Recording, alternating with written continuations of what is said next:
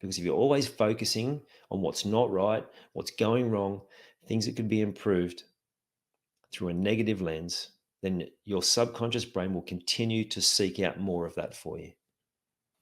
How is comparison negatively impacting your life? And how can you use comparison to your advantage? They're the questions we'll be exploring on today's episode. I'm Ian Hawkins, and this is Sport is Life. The purpose of sport, as I see it, is to see your vision become a reality, find your voice, create strong connections, and learn to trust your body.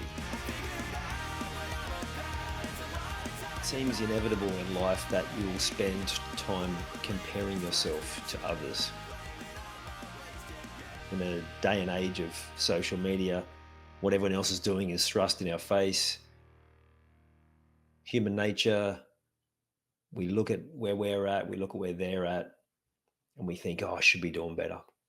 Or we might go, oh, I'm actually going really quite well. So comparison always puts you in a place where you are inflated, above where you think you are, or lesser, deflated. You think you're not going as well as you should. Unless the comparison is with you and your own journey.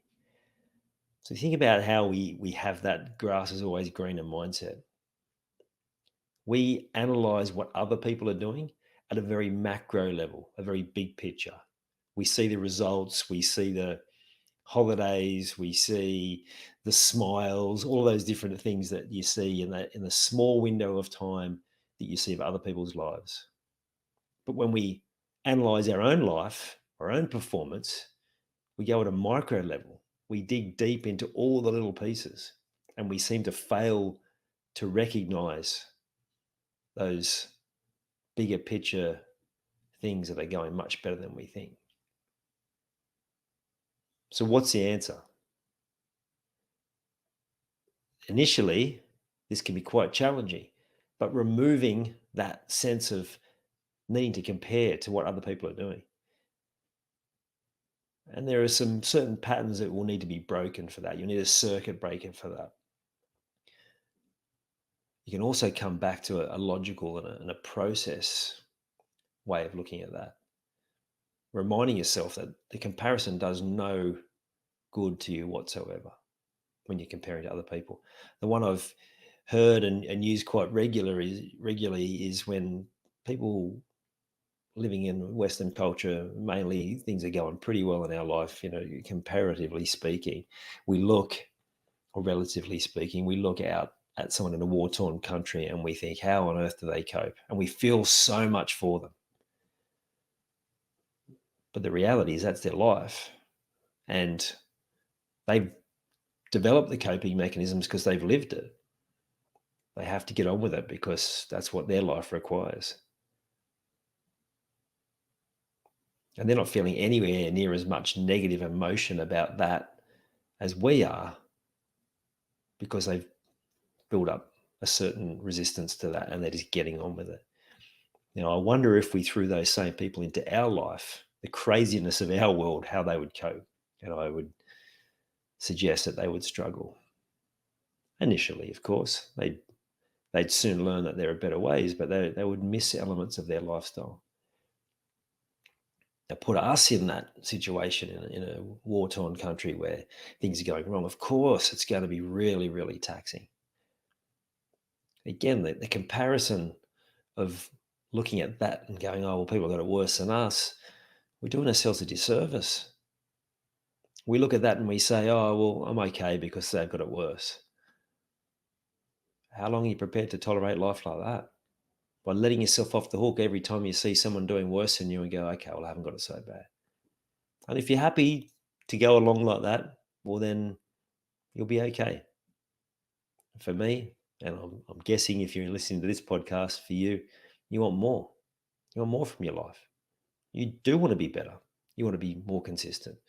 You want to free yourself of the comparisons and all of the emotions that comparisons bring, whether it's envy or jealousy or missing out, or there might be some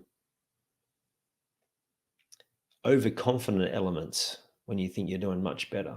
Maybe even like, how good am I? A bit of ego plays out. Because eventually those comparisons come back to bite us. They don't serve us, and they certainly don't help us move forward.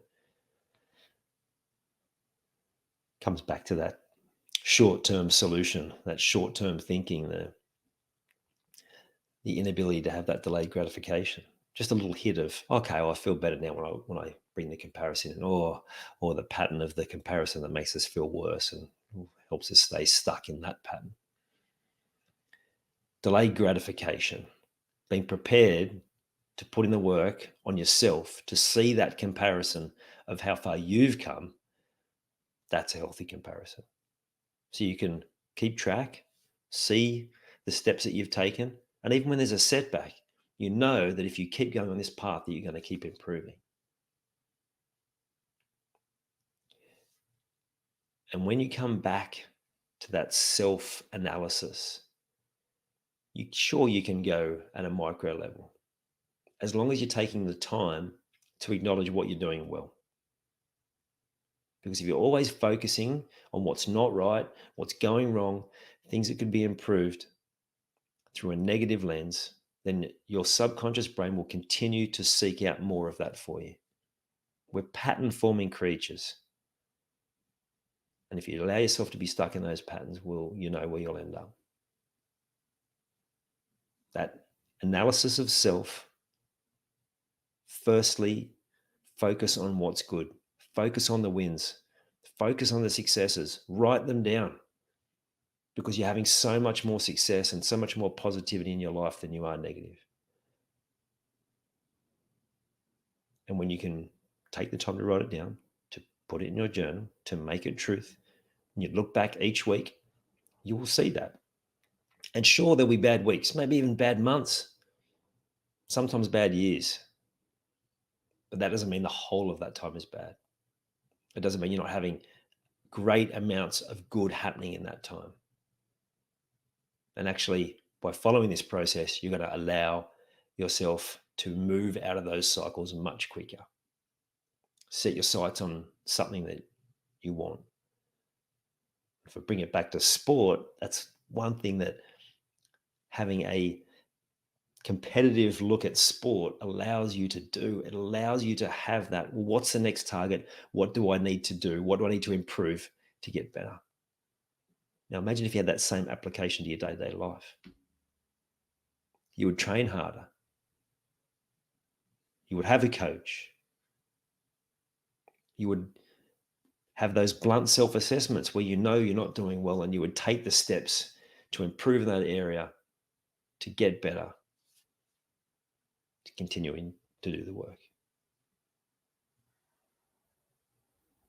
So while there can be the natural human reaction to see that grass is always greener, remember that grass is greener in your own life when you continue to work on you, when you continue to look to improve, when you continue to live like an athlete, put those processes in place, get that support around you, and do the work physically, mentally, emotionally, spiritually.